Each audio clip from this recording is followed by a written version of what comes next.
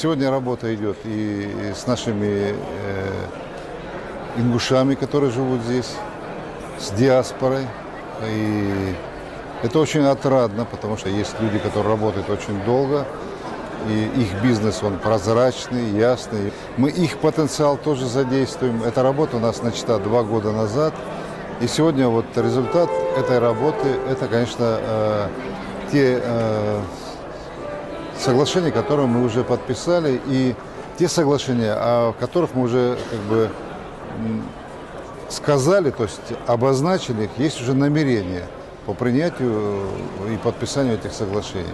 Самое интересное было, что наши студенты учатся в Пекине, мы с ними встречались, и они сегодня нам помогали в работе с общением с инвесторами, переводили с китайского на